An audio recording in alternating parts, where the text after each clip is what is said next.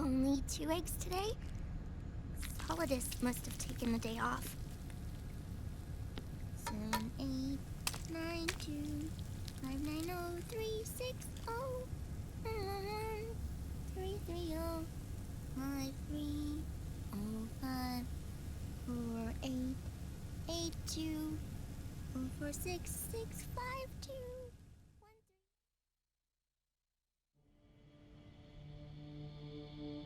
3. The Manhattan incident triggered a serious public backlash. Now the U.S. has to think twice before intervening militarily in other countries' affairs. This has fueled a push towards military privatization, with PMCs at the heart of that movement.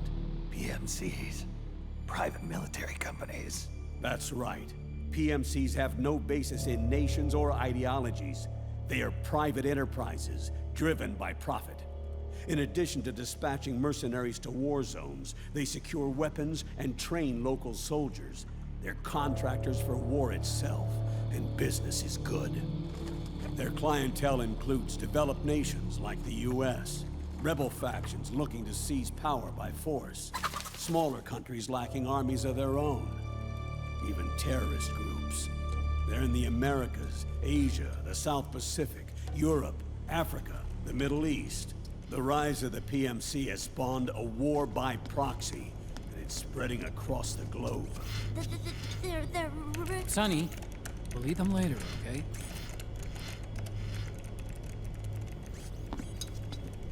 Every age has its mercenary. These PMCs are nothing new. We've been dealing with them since before the turn of the century. No, Snake. They're nothing like the mercenaries of the past. They're ready. Sorry, I'm a little busy right now.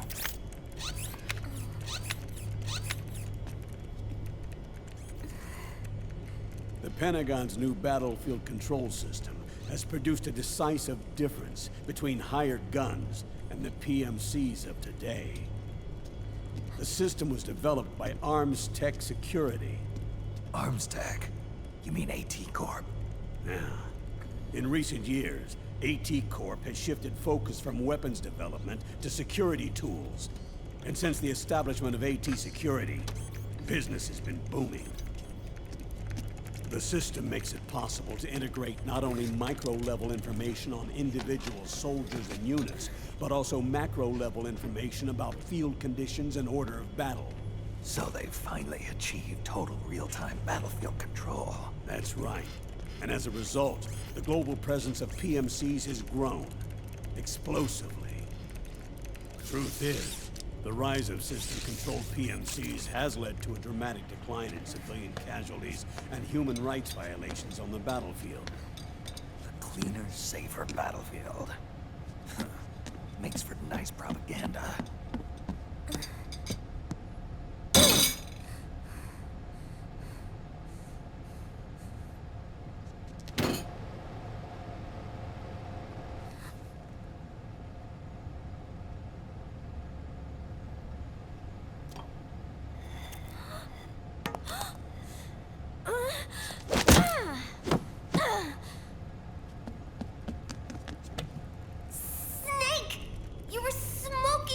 Weren't you?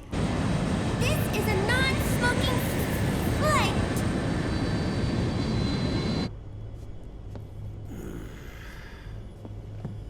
There's more. State governments and rebel groups can't match the maintenance price of standing forces. PMCs, by comparison, are reliable, easy to use. It wasn't long before everybody had them on the payroll.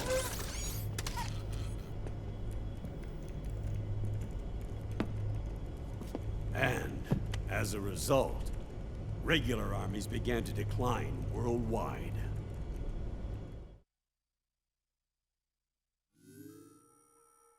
It's hard to believe, I know, but PMCs are beginning to overtake conventional armies in terms of scale. Nowadays, it's the PMCs who serve as standard battalions. They already make up 60% of all combatant forces in zones of conflict. 60%? The fact is, the world now depends largely on PMCs for waging its wars. I thought it was the UN that authorized the PMCs in the first place. The U.S. abstained from voting on that resolution. In effect, Washington was endorsing PMCs without ever revealing its true intentions. Until they got wind of the uprising, that is. The US has exported too much military power, and now she's paying the price. That's exactly it. America has now turned war into a form of economic activity. Analysts are calling it the war economy, in that it's picking up the slack for the downward-sloping oil market. But I, for one, don't intend to simply stand by and watch it happen. For the PMCs, market expansion entails fanning the flames of war. It means more refugees. War orphans. Child soldiers. Yes. Even as PMC soldiers get more specialized, they're also getting younger. Mercenaries spun off from state armies. Unmanned weapons. Child soldiers. Proxy battles in a new Cold War. There are hundreds of PMCs in business worldwide, and their numbers are growing. Currently, 5 of them are big enough to be labeled global powers. 2 in the US, and 1 each in the UK, France, and Russia. Reconnaissance has revealed that those 5 PMCs are run by a dummy corporation that acts as a single mother company. This mother company embodies the 5 largest PMCs. Her name is Outer Heaven. Outer Heaven? You mean? That's right.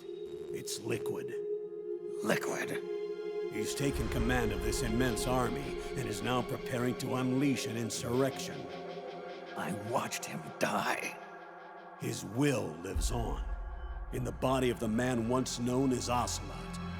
He aims to fan the flames of war even higher, to create the perfect world once envisioned by Big Boss.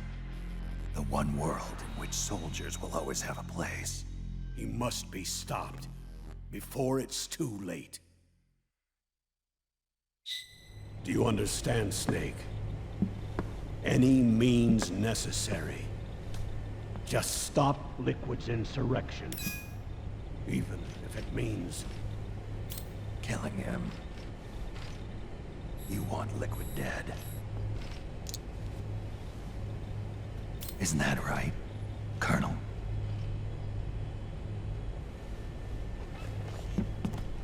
I'm sorry. I know. This isn't justice. It's a covert assignment. A hired hit. A wet works op targeting the head of a major multinational corporation. Why me? Because of the military might of the PMCs, and the effect they have on the economy. War is to the 21st century what oil was to the 20th. The pillar that supports the global economy. You'll recall a rather alarming report issued by that American think tank during the Cold War. One that described a new model for perpetual war. What we're facing now is a whole new ballgame. Iron Mountain's Delphi technique. That was fiction. It existed only on paper. The reality is far more serious. The global community is concerned, but they're all too afraid of the war economy collapsing to do anything about it. The UN, too. Huh. Sounds pretty self-serving to me. Snake. This mission isn't an order from Washington. Not like the old days. And it's not something the UN can officially sanction either. But we can't just look the other way, while Liquid plots this insurrection. If we fail to act, he'll become the greatest threat the world has ever faced. Snake.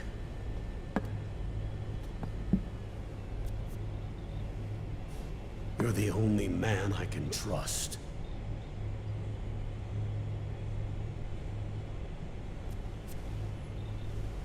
Fine. Let's hear it.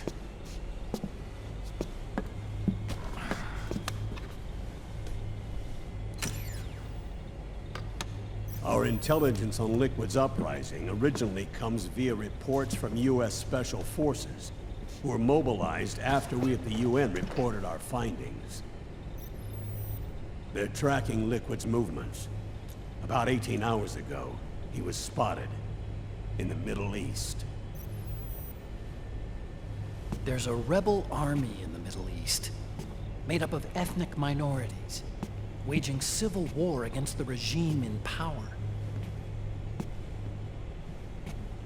The core of that regime's army is provided by one of the PMCs under Liquid's control.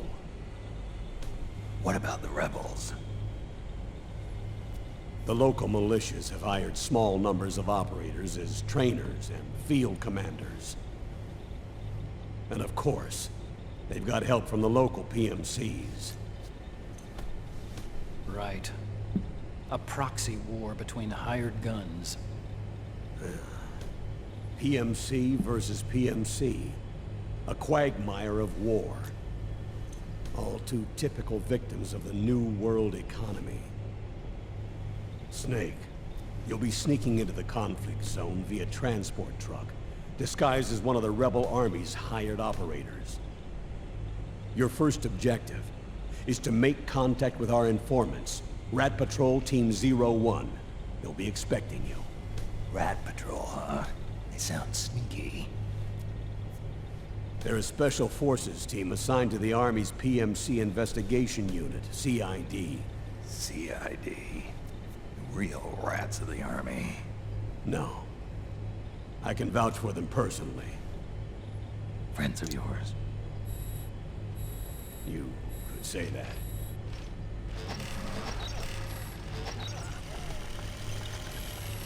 Transportation to the area will be provided under cover of a UN humanitarian aid mission, with support from the US military.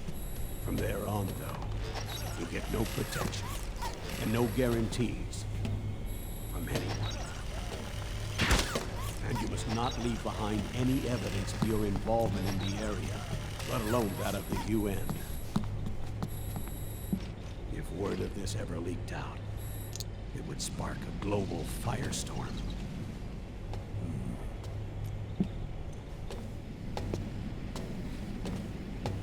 Snake.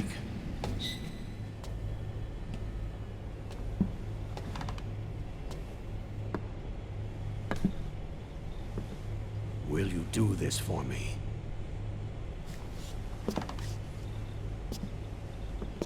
Will you terminate Liquid?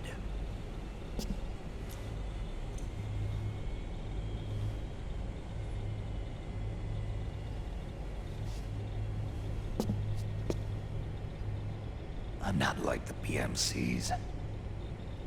I don't need your money. Thank you. But if you're going to spark something, spark this.